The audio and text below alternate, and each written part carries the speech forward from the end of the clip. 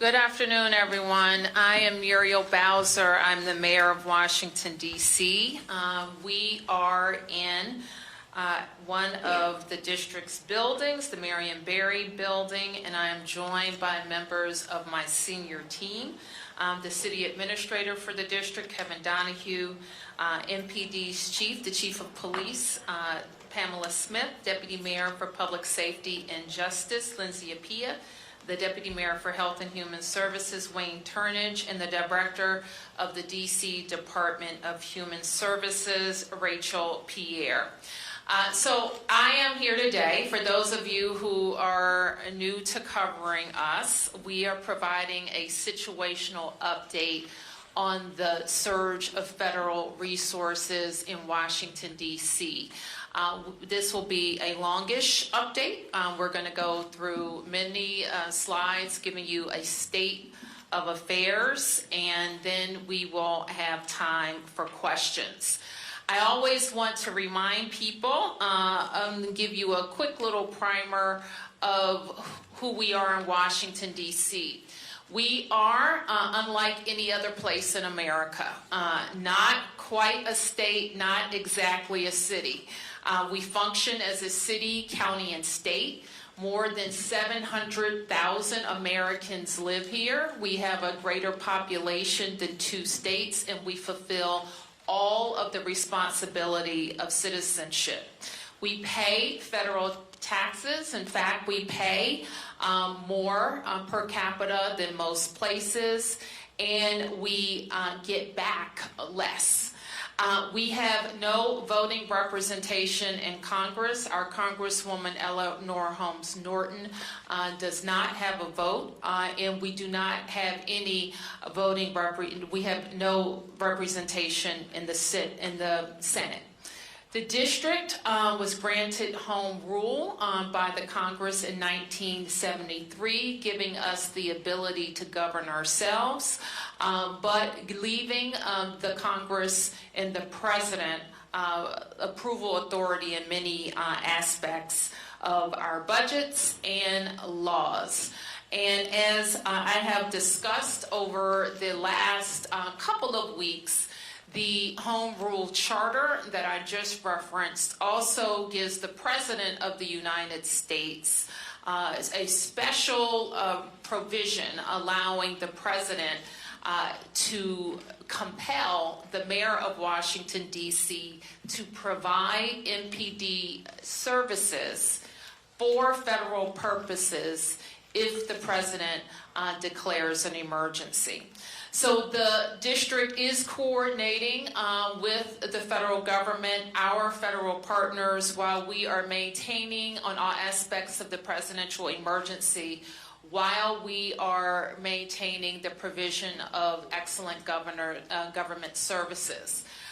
Last week, I instituted an emergency operations center. At the time, we called it an incident management team that helps us to organize within the government how we respond to emergent situations. And responding, making sure we are getting back to the federal government and making sure that our lead agencies in DMPSJ and MPD have everything that they need from the Fed. We organize in this manner. This Emergency Operations Center will also allow us to support federal surge or any federal task force activities beyond the emergency. So today we will be mainly focused on 3 of the 4 work streams, and let's start with public safety. And you have heard us talk many times, and many friends don't know how unique our system is in Washington, D.C. So when we talk about the criminal justice system in D.C., it's not a local system. So unlike any state or city, our city ecosystem for public safety combines local responsibility and federal responsibility. As you see, the Metropolitan Police Department, the brave men and women who protect us, of course, our city government. The D.C. jail is where people who have been arrested are held pre-trial. The federal system includes supervision of people before they go to trial. The federal government and the United States Attorney is responsible for all adult prosecution. Youth prosecution is a local responsibility belonging to the Attorney General for the district. The courts are federally appointed judges. And then when we talk about detention and incarceration, D.C. jail will hold some people, and other people will go on to serve the remainder of their sentences at federal prisons in the Bureau of Prisons. We detain our youth with the DYRS. All of probation, both for adults and for youth, are a federal responsibility. I like now to talk about something you've also heard me talk about, and there's been some debate in our local press about what's happening with policing in D.C. and the number of police that we have in particular. So we wanted to give you a long view about where we are with the number of police, and we can talk a little bit about where I think we need to go. And Kevin and Lindsay, if you want to jump in to talk about the trajectory of policing, police hiring. Sure. I'll talk about the long view, and Deputy Mayor Pia will sort of talk about the past few years. So this chart shows an arc that dates back about 30 years. The first portion, you see a steady rise to try to drive towards 4,000 officers. That was achieved in 2008. Then you see a period of about 10 or 15 years where it undulates up and down, often for different reasons. There was a recession in 2008 to 2010. Budgets were cut as a result, and you see the numbers slide down. Then it pushed to build it back up to 4,000. Then there was a retirement bubble, largely from folks hired 25 years prior in the late 80s, early 90s. So it slides down to 3,700. Then we put in place very specific hiring and retention strategies, and you see it go back up. It undulates back up towards 4,000. The difference now is that you see a departure from that trend up and down between 4,000 and 3,700 that you saw over the past 10 years. Starting in 2020, that began a steady decline. Part of this was a national trend where it was just more difficult to hire law enforcement. Part of it was the result of choices that we made in D.C. around the budgets in 2020, and subsequently around the laws that govern policing that would make D.C. and NPD a less desirable place to come if you're a young person considering that career and you have choices between where to become an officer, whether it's local or federal. And I'll have DM Pia talk in more detail about what we've seen the past few years. Sure. So as the city administrator said, there's been a number of things that have affected our sworn staff, and we've, on the executive side, have worked to try and address those issues, because what the mayor has maintained is that we always say the path to 4,000, and so we believe we need 3,800 to 4,000 officers. And so some of the work that we've done in the past several years, you can see when we started to see more significant decreases, more attrition than those coming in, is working with council to rebalance our ecosystem towards accountability, because we know that certainly affects police as well. When people commit violent offenses, we say they need to be held. There's a lot of work that goes into actually effectuating arrests in the district, and so we want that an environment where police know people will be held appropriately accountable. We also worked on rebalancing some laws that affected policing, the ability to pursue, the ability to what serious use of force looked like to ensure that we were engaging in constitutional policing, but adjusting an environment that had become what we would say out of balance in supporting good constitutional policing. And so we made a number of those changes. We also instituted a host of incentives and across the board listening to officers what they wanted, from hiring incentives to new CBAs to retention bonuses to things like take-home cars and a variety of incentives both to retain our officers as well as to invest in bringing new officers in the door, and also in growing our cadet program and building a local pipeline of people, young people, predominantly from our city, to bolster our numbers. And so we continue to do that work to stabilize and to increase our force strength to what we believe is where we need to be, 3,800 to 4,000 officers. All right, so we wanted to show this slide, and you've heard me say, and I will continue to say, we need at least 500 new officers, to hire 500 new officers over the course of the next several years, to have the number of officers that we need and to decrease the amount of overtime that we use. And so I want to move on to share with you, and I know that there have been data shared throughout this period, and this is a chart. It shows, and this is the type of categories that the chief reports to me on a weekly basis about what's happening in crime in the district. We've highlighted the area in yellow that shows the impact of the surge of FBI, DEA, ATF, and Park and Capitol Police and other federal agencies in the district. And the federal surge has had a significant increase on crime in Washington, D.C. And we greatly appreciate the surge of officers that enhance what MPD has been able to do in this city. The most significant thing that we are highlighting today is the area of crime that was most troubling for us in 2023. Now, we have driven it down over the last years, but I'm going to get my glasses so I can make sure I can see it correctly. But for carjackings, the difference between this period, this 20-day period of this federal surge and last year represents a 87% reduction in carjackings in Washington, D.C. We know that when carjackings go down, when the use of gun goes down, when homicide or robbery go down, neighborhoods feel safer and are safer. So this surge has been important to us for that reason. I want to say that I have been personally engaged with Attorney General Bondi and the President's Chief of Staff, Susie Wiles, and I spoke with the President this afternoon.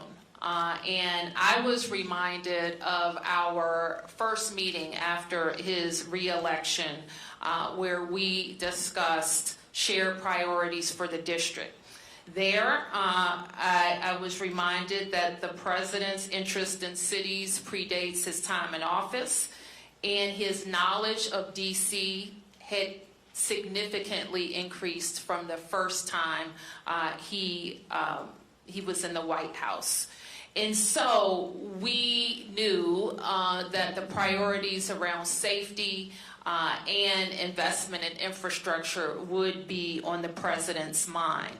Now, since this surge has begun, it has been my charge to my team, especially the chief, to make sure that while we have federal resources, that we are strategically using them to enhance MPD's efforts and to make sure that we are getting the best outcomes for DC residents. while at the same time making sure that we're living up to our commitments to DC residents and protecting local control and our autonomy. So we'll say a little bit more about what has worked and what we think needs to change. But before we do that, we're going to say a little bit more about the beautification efforts in DC. So let me first say how proud we are of our city and how beautiful and green our city is. When people visit our city, they comment on how green it is, how wide the avenues are, how many trees we have, how great our parks are. And it is an effort that we take great pride in as city officials. Our teams, of course, include DPW, DDOT, DGS, Parks and Rec. And our teams work with federal partners. The map you see, I think all of the red is federal parks. And like many things in Washington, there is a mix of local and federal responsibility. And the red spaces that you see are major federal parks as well as pocket parks throughout the district. The district over the last 10 years, I have had a significant effort on improving infrastructure, especially alleys, local streets, trees, lights throughout the district. And you can see the change over these last 10 years of roads that were in poor condition to roads that are now in good or excellent condition. We will, though I don't know much of the details, we will be supportive of the President's $2 billion request to improve infrastructure, especially federal infrastructure in the district. So I want to move on now to talk about homelessness and our efforts to help people who are experiencing homelessness, who are in encampments, or who are on the street. I wanted to share a little data about our experience over the last couple of years. We do a point-in-time count every year. This point-in-time count showed that just over 5,000 people were experiencing homelessness in DC. Most of those people are utilizing shelter. We achieved a decrease from 2024, which was our first major decrease in 3 years since the pandemic. We've seen an 18% decrease in family homelessness and 4.5% decrease among single adults. Now, sometimes people are surprised when I make this statement, but it is a fact. We have a relatively small encampment problem in DC. It, however, is highly visible. We spend a lot of time with our outreach staff at encampment sites trying to connect residents to services. It is among the most difficult human services issues of our time. Connecting people who are frequently have very significant mental health issues to services and getting them to voluntarily accept services. So you'll note that in January 23, this was the height, we think, of our encampment proliferation with 94 locations. By 2025, that was down to 74 locations. The number of people we believe were in those encampments at the height were 294 people, down to 128 people by July of 2025. So what we're doing now, there has been, and it is also our belief that our system can accommodate everybody inside. So this week, I think Thursday or Friday, we are going to do another census count of unsheltered people in DC. That will give us an accounting of if any tents remain, where those tents are, the number of residents living there, and the number of people who may not be in tents but are still on the street. We want to know where they are so that we can connect them to services and get them to come inside. So I just want to wrap up by talking a little bit about next steps. Firstly, in the next couple of days, I will issue a mayor's order that spells out how our Emergency Operations Center will continue to engage with the federal Clean and Safe and Beautiful Task Force and ensure that task force resources continue to be strategically deployed in the district. This is what we think in just a couple of weeks of experience has worked. Having more federal law enforcement officers on the street. We think having more stops that got to illegal guns has helped. We think that there's more accountability in the system, or at least perceived accountability in the system, that is driving down illegal behavior. We know that we have had fewer gun crimes, fewer homicides, and we have experienced an extreme reduction in carjackings. What we know is not working is a break in trust between police and community, especially with new federal partners in our community. We know having masked ICE agents in the community has not worked, and National Guards from other states has not been an efficient use of those resources. What's still needed is, in the city, we're going to continue to need more police. We continue to need more prosecutors, more judges, more effective prevention programs, and we need to ensure local control.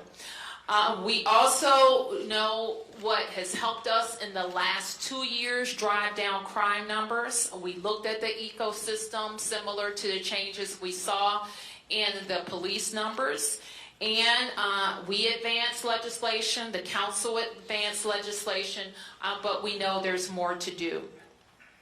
We will continue to work with the DC Council and the Attorney General on legislative changes that will promote more accountability. We will approve the police contract to retain our force strength and look for other ways that will help us recruit and retain high-quality officers.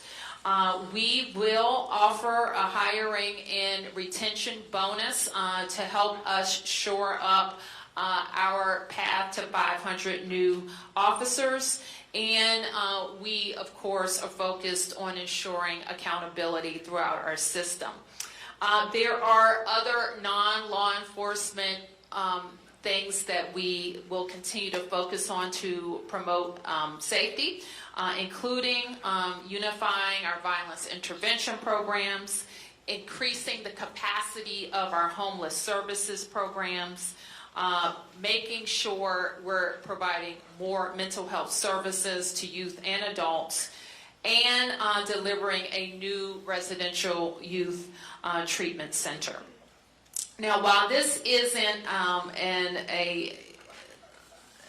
a work stream of the federal task force, we include it in all of our discussions, and that's how we recharge the district's economy. You have covered a lot the problem with the CR that caused us, the most recent CR that caused us to have to cut $1 billion from our budget, which in fact impacts our ability to quickly pay raises for firefighters and police officers. We are also very focused on working with the feds on stabilizing the federal workforce, accelerating land transfers where it makes sense, modernizing federal leasing, and other specific DC incentives that will promote our economic growth and recovery from many of the changes in our federal landscape. So that is a quick update, quick-ish update on where we've been in the last 2 weeks and where things stand. So with that, we'll be able to take a few questions. Madam Mayor, could you possibly respond? Let me get you, please. Thank you. Can it be, Rafael with Channel 9? Yep. Mayor, it says that there have been two questions. That there have been more than 1,500 arrests. Can we make the distinction between, or how are we quantifying between a federal arrest or an MPD arrest? And then another question for Chief Smith. Chief Smith, I think we made it clear that there's a trust that's been broken because some of the lines are being blurred when people on the street see MPD and federal agents responding maybe to the same scene. Perhaps to you it's clear who's doing what, but to the community it's not. How do you build that trust after the surge? So let me just answer the question on these data represent NPD and federal arrests, but maybe not all federal arrests. Okay? And Chief, you want to talk about cross? Sure. Just a second question with regard to building community. We've come a long ways, I believe, here in the District of Columbia with police and community. We know that there is some work for us to do once the surge ends. We need to make sure that we are in our communities again. We're still there. We're still working with our community, and we're still creating, if you will, a space where we can have Q&A and answers with regards to our federal partners. We have worked with our federal partners. This is nothing new. We just have an enhanced presence, right? One of the things that I shared maybe a couple of weeks ago is that we have been specific in the locations where we would like for our federal partners to support us in with respect to those areas where we've seen a little bit of high crime, and we place them there in those locations with us to support those efforts. Yep. Right here.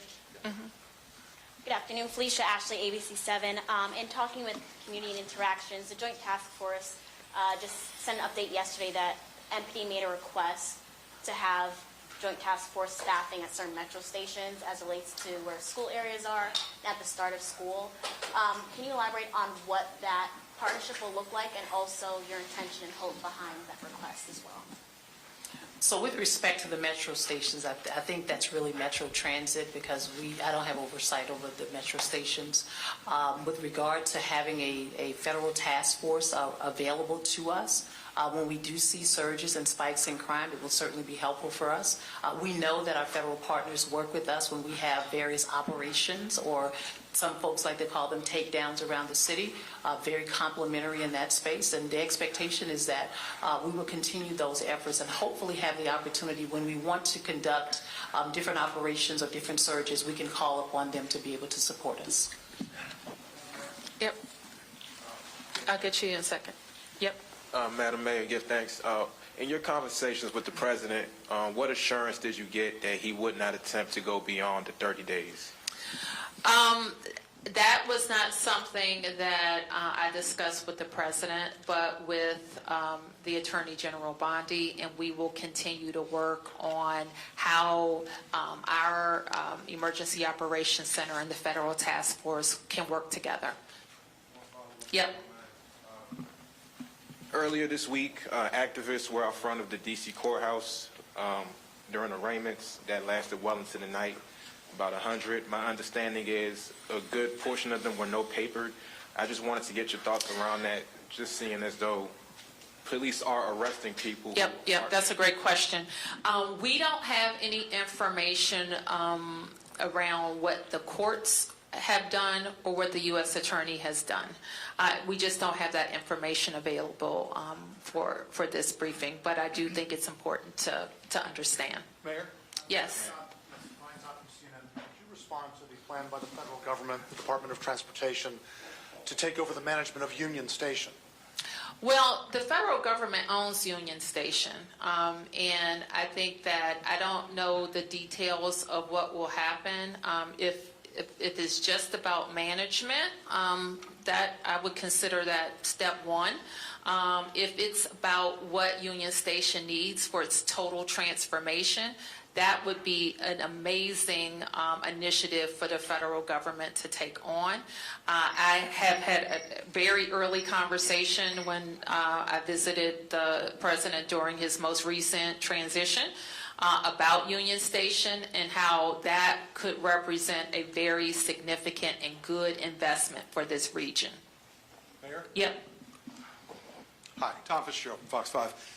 We've seen some remarkable scenes from the people of Washington, D.C. over the last couple of weeks, reacting to the situation, dealing with the situation. The protest in front of the courthouse was mentioned. When you've looked around the district, what do you have to say about how the people of Washington have reacted over the last couple of weeks?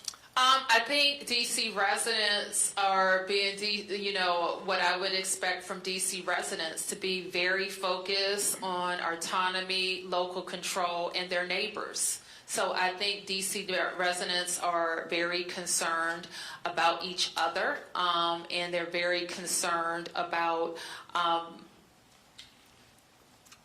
their rights as Americans. So yeah, I think DC residents are defending their city, they're promoting their city, and they are giving me ideas, talking to me, and trusting my judgment. Yep. Yes, Chief Smith, Randy Bass with DC News Now. Can you speak to any kind of hesitation that we might be seeing in the community when it comes to working with not only MPD, but working with federal law enforcement, creating that community connection, and any kind of hesitation when it comes to seeking out emergency services right now? Well, what I can say, with our communities, our team is still working. We're still doing community outreach. We're still having the programs and initiatives that we typically had prior to the surge. I mean, clearly there is some hesitation, obviously, with some of our community members, which is very important to me that my team, myself, that we are educating our communities on the relationships that we have with our federal partners. Again, I'll emphasize that the relationships are not new, right? It's just an enhanced presence. And what we want to do is to make sure that we're educating our community members on how to engage with law enforcement when they come in contact with law enforcement for any reason. And we still want our community to reach out to us, right? Because like I said, MPD, the Metropolitan Police Department members are here. They're doing a fantastic job every single day in the community, and we want our communities to continue to have that trust with us when it comes to different type of activities that's going on that we need to know about. Now, if I could just add on to that, we don't know who's not calling, but we do know a lot of people are calling, and on that data sheet, which now I can't see, so. Yeah, so you'll notice on the data sheet it has calls for service, which in fact have increased during the surge. One of the things that we know about DC residents and visitors is that we're the fourth busiest 911 center in the country, right? While our population is not necessarily the fourth. So we encourage people to continue to call, continue to call or use 311. And that MPD continues to be our primary, this is our local police department that responds to calls for service. And so for those who feel hesitancy, although you can see a lot of people don't, those calls are quite high, that we'll continue to work with with MPD outreach, but all of our ANCs, our MOCRs, and everybody, for those who feel hesitancy, to continue to encourage engagement, because we do want people to continue to call when they need help. Let me go this way, and I'll come right over to you guys, okay? Yep. Two questions. First of all, for the mayor. President Trump had said in prior days that he may look at a national emergency to keep the surge going, and then recently said that he doesn't think that is necessary. Do you think this is going to end after 30 days? And if it has been successful, do you want it to end after 30 days? What we want is local control of our public safety ecosystem, and that includes deployment of officers. And we want federal officers that work in coordination with us, DEA, ATF, FBI, who, as the chief just mentioned, work with us on major crime issues all the time. And our officers are familiar with working with them, and they have been helpful in the field. So do you think this is going to end after 30 days? I think we're going to have officers, and we want officers. We want to enhance our officer presence. And for the chief, the chairman of the Government Oversight Committee, Comer, sent a letter to you recently asking for all kinds of things, all kinds of records, and for transcribed interviews with 7 MPD commanders. Are you cooperating with that? How is that going? We will cooperate. We have been cooperating, and we will continue to cooperate. Thank you. Yes, sir. Yep. For the mayor, could you say why you believe the Trump administration exerting greater control over Union Station would be a good thing? They own Union Station. It's owned by the Department of Transportation. And it will be a good thing because that station has suffered from needing, some say $12 billion, but let's call it at least $8 billion worth of investment in the renovation. And that is not something that the district will be able to support. It is an important regional asset. It's an important asset for the Eastern Seaboard. It's an important asset for the nation.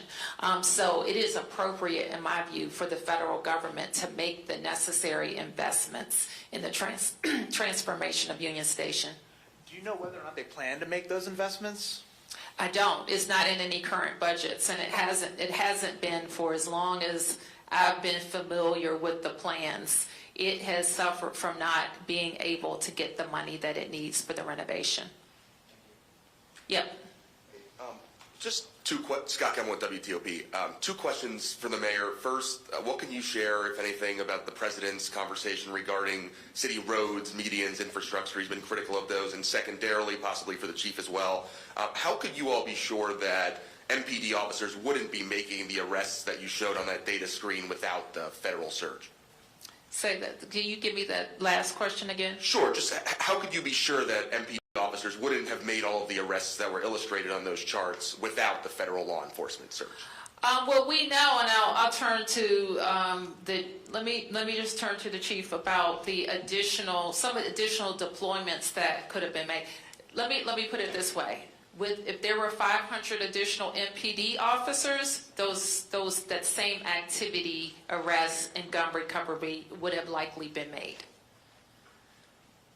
That's it? That's it. The infrastructure, roadway criticism. Oh, the infrastructure and roads. I think that it was a very high-level conversation, and I wouldn't say it's any different than what he's already said about roads, medians, and grass.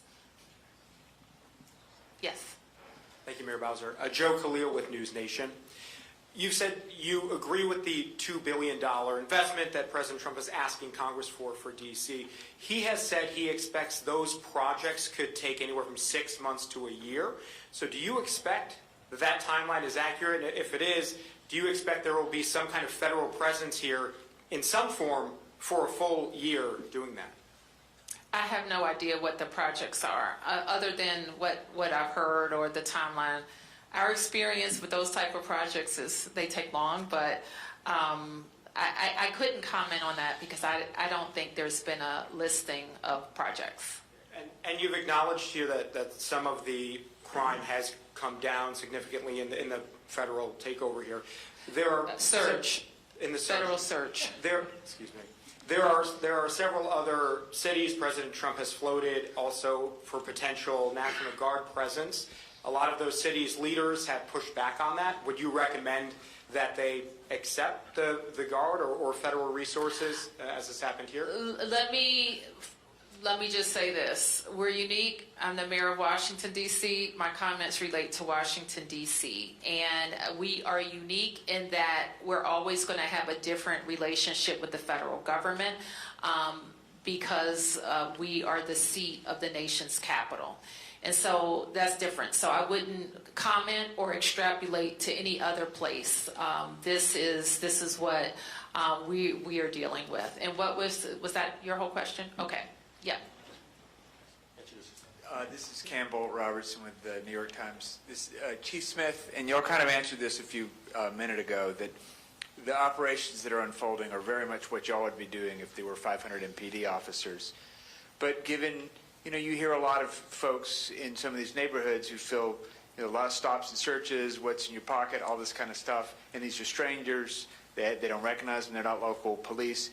Your initial concerns about trust, do you feel that the way these operations are being done are exactly what MPD has been advising the federal partners to do, or do you concern that it's a little bit too aggressive, and do you have worries of what effect it might have on communal trust going forward? I think anytime you have an influx of anything, there is some concern, and especially in this case where we've built relationships with our community and now we have additional law enforcement officers present, which is why it's really key and important for me to make sure we have the Metropolitan Police Department officers aligned with our federal partners. Some of the things that you're seeing is some of the ask and requests from community. Community wanted to see more traffic stops. They would like to see more police officers present in various communities. And so what we've done has been very strategic and thoughtful about taking into account some of the requests and also making sure that in areas, I'll just use for an example like the traffic safety compliance checkpoints, right? I've heard since I've been here over and over again that officers are not conducting traffic stops. And so we initiated the traffic safety compliance checkpoint in order to ensure that we can educate folks about traffic and traffic safety. Number one, opportunities for us to ensure that we are getting guns off of our street if guns are present. And then number two, making sure that our operators are operating the way they should based on vehicle traffic laws. And so I don't think we're doing anything any different in that space, with the exception of the fact that we have an additional surge, if you will, of police officers, and we'll continue to do that.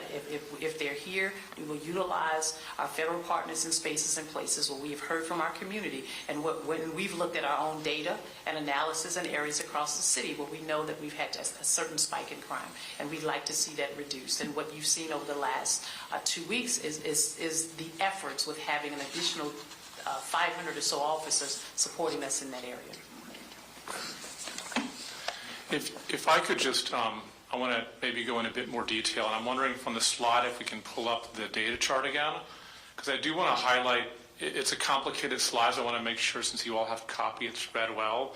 So when we look at, in any circumstance, has there been a change in crime reported? We can slice it and compare it different ways. So the one you see in yellow is the most traditional way that we and other people compare crime now to when we ask ourselves, how are we doing? Which is we compare how crime is now to the same period of time in the prior year. The reason for that is that crime can be seasonal, so we want to have a consistent basis for comparison.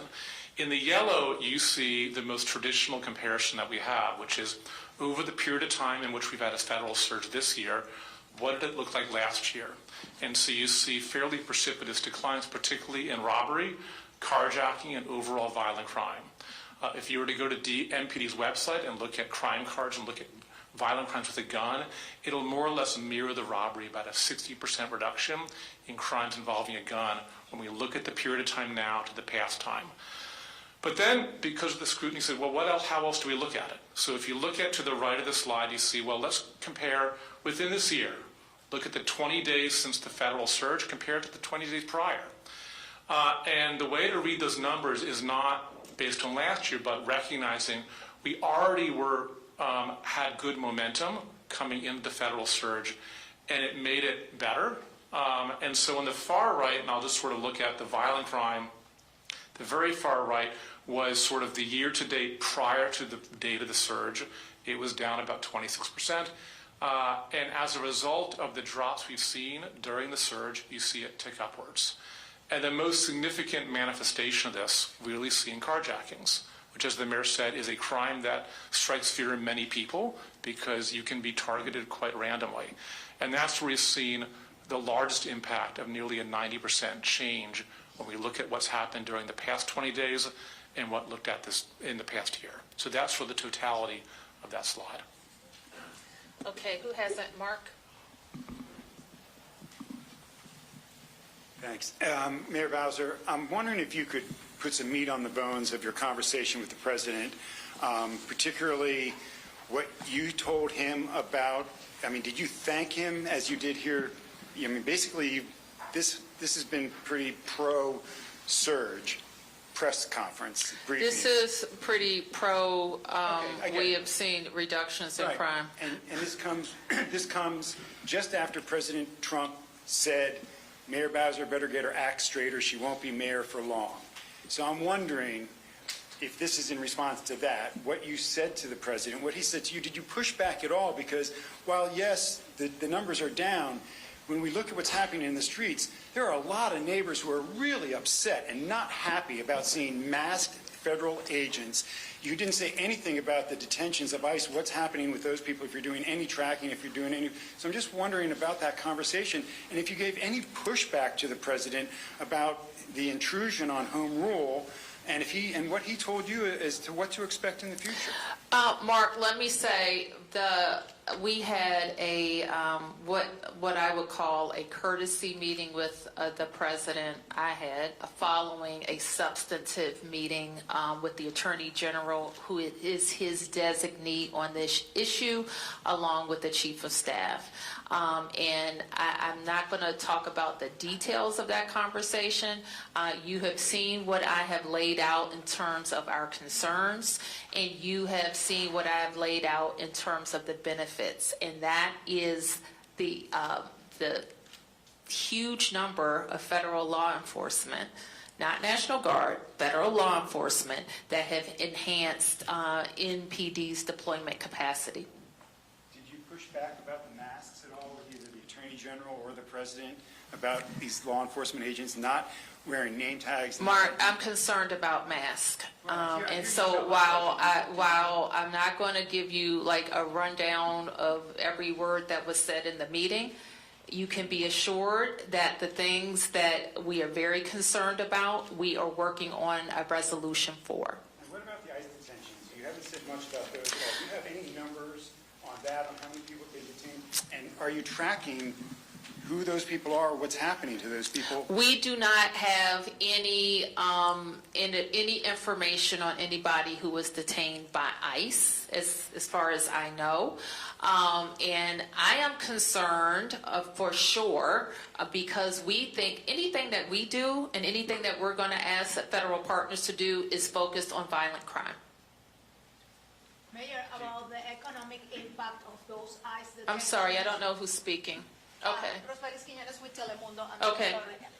About the economic impact of those ICE detentions within covering families who are losing their homes, they are losing their jobs due to the fear, due to the immigration enforcement. What can you tell us? And what can you tell the Hispanic community and the immigrant community? Well, I'm devastated by people living in fear. I think you know very clearly how I feel about our nation needing comprehensive immigration reform, about the Congress establishing a pathway to citizenship for hardworking people who came to this country for a better life and who are not criminals, who are law-abiding.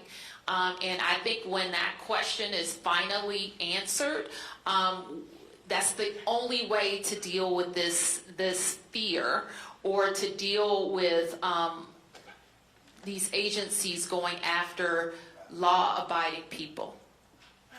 Yep. Yep. Thank you. Olivia George with the Washington Post. Two questions. First, for the mayor.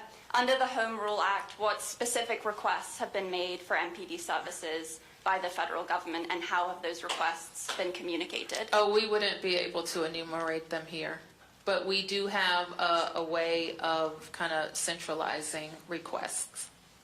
And one for Chief Smith, related to what was just asked. In what capacity is MPD assisting ICE with immigration enforcement? Based on the President's executive order, we are supporting the ask of the Metropolitan Police Department to support our federal partners in this effort. Yep.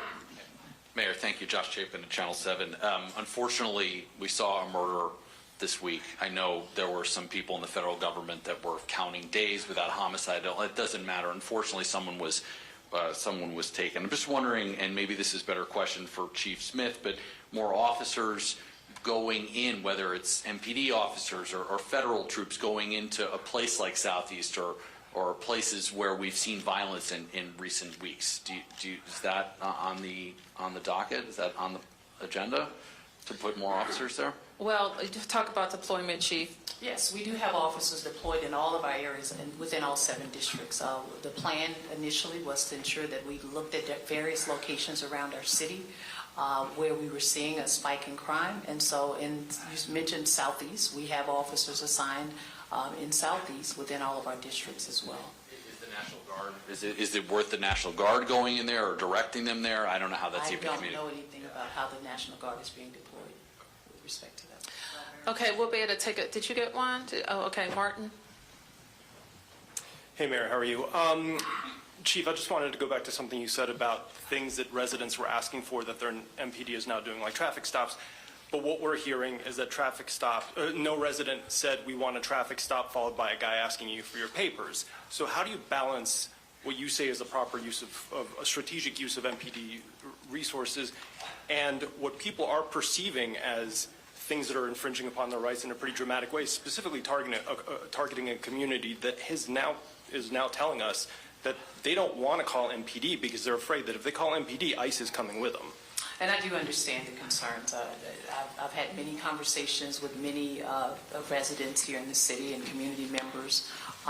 However, I also have heard from members who want us to enhance our presence in communities. And clearly, what I will say about the members of the Metropolitan Police Department, it is a responsibility of every member to ensure that we're showing up in our communities as we have been prior to our federal partners of the surge.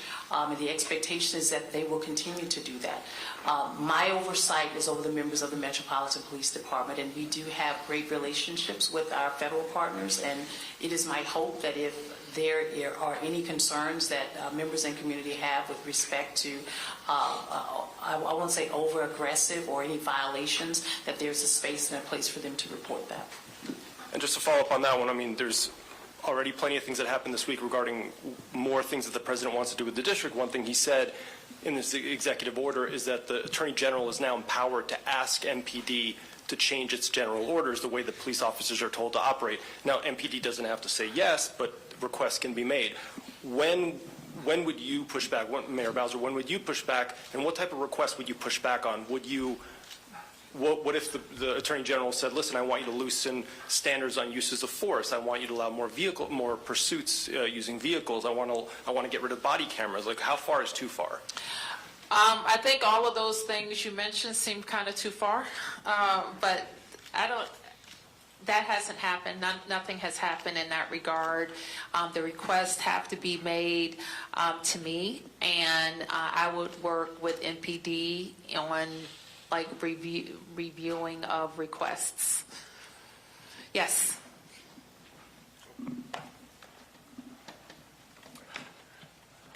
Mayor Bowser, this morning there was kind of a volatile situation in Mount Pleasant with federal officers accompanied by MPD conducting an operation and being surrounded by, according to witnesses and people we had on the scene, enraged, screaming residents right in their faces with, according to what we saw, MPD officers trying to explain things and keep the situation calm. But it was a very volatile situation. How concerned are you about an escalation in this, as you've spoken about the breach of trust and the tensions rising? Well, I feel strongly that DC residents know their rights and know how to engage in a way that is lawful. Yes.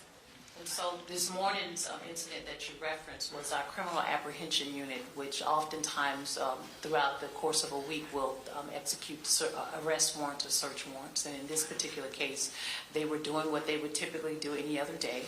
And while they were there, we had about a significant number of protesters to come out in the neighborhood. We were able to maintain calm. The numbers decreased. I think when I say numbers, the numbers of protesters decreased, and we were able to affect the efforts that we were intended to affect during that time period. Okay, yes, I'm going to take a couple more. 1, 2, 3, 4. 1, 2, 3, 4. Okay, 5. All right. Hi, thank you. Fabiana Rincon with El Tiempo Latino. This might be also for Chief Smith as well. Given the confirmed priorities of collaboration between the MPD and federal officers, can you provide an update on DC's status as a sanctuary city? The council, the law is in place. There's been no change to the law. If you're referring to the sanctuary values, there's been no change.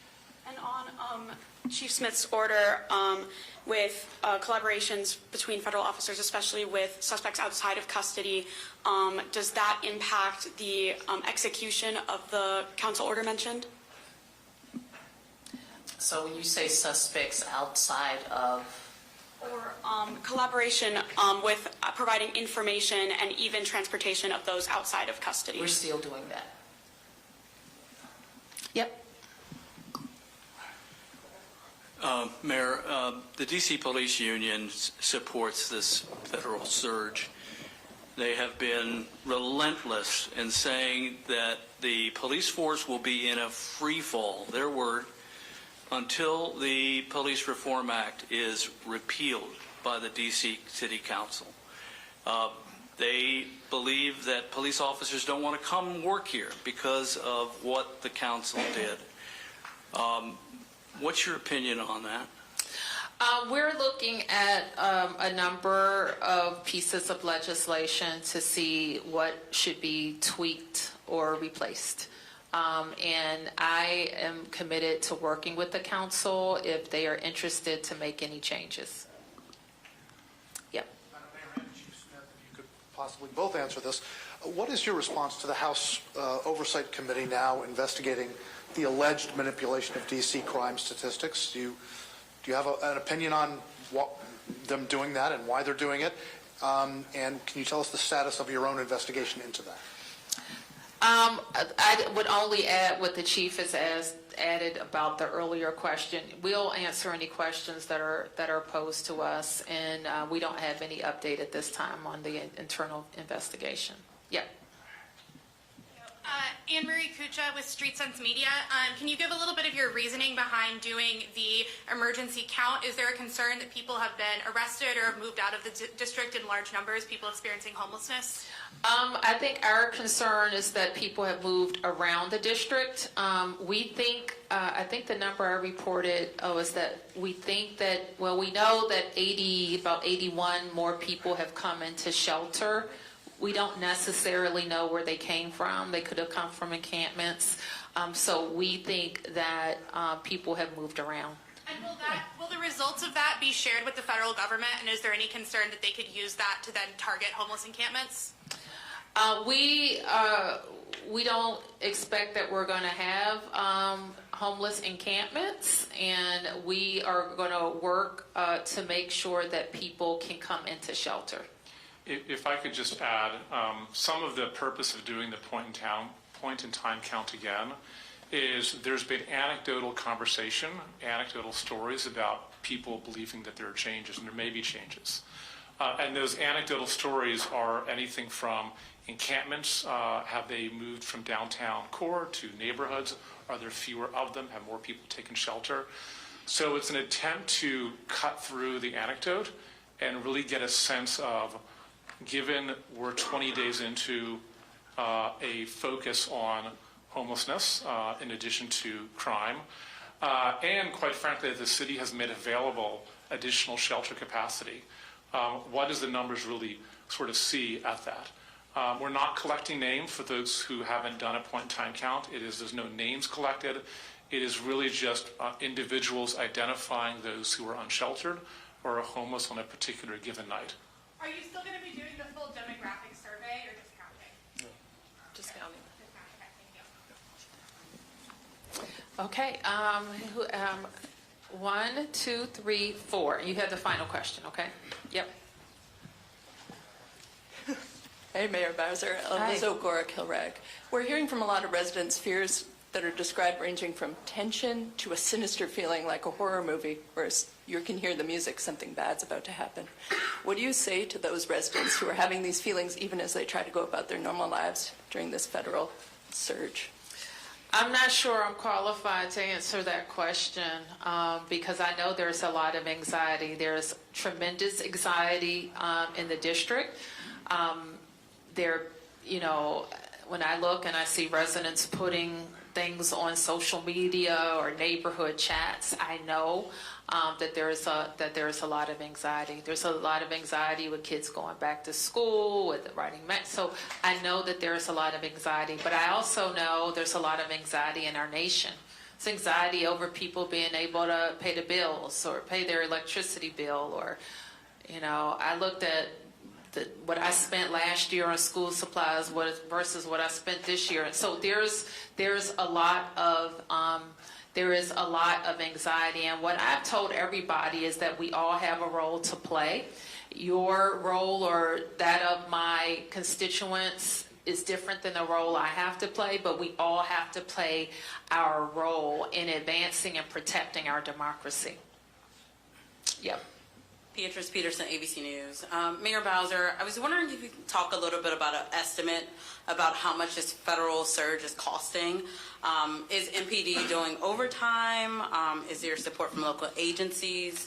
How much money is being spent? MPD always does overtime, and so I don't know that we're going to have a distinction with this surge or not as it relates to MPD overtime. One benefit of the IMTM setting up the Operations Center, and I didn't get a chance to introduce Clint Osborne earlier, who leads DC HCMA, but HCMA acts as our incident command for this new structure. And we are able to track expenses. Yes. Mayor Bowser, I'm Arthur Delaney with HuffPost. You mentioned a conversation with the Attorney General Pam Bondi about the 30-day time period. Are you expecting them to let this run its course at that time? Could you expand on that conversation at all? This is what I know, and I can't speak for them, but we will be prepared to take advantage of additional federal officers, to focus on the beautification, to support the federal task force when that time period expires. We will be prepared as a city. Mayor, nice to meet you. My name is Carlos, Univision. Hi, Carlos. What is your message to nervous Hispanic workers?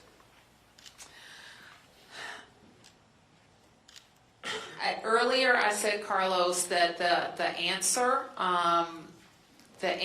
is to have an immigration system that works and that is responsive to people who want to live in the best nation on earth, raise their families, and have a better way of life. And we know in Washington, D.C., so many people have immigrated here and legally immigrated here who have TPS protection. And whether you have documents or you're undocumented, you are like almost, you feel like you're being caught up in a dragnet. And that is horrible. And to the extent that there is enforcement in this town that does not have, let me just say, we should be focused, all these additional federal resources, on violence. And that is what my hope will continue to be. And I would just express to them as a neighbor how very sorry I am that they're living in this terror.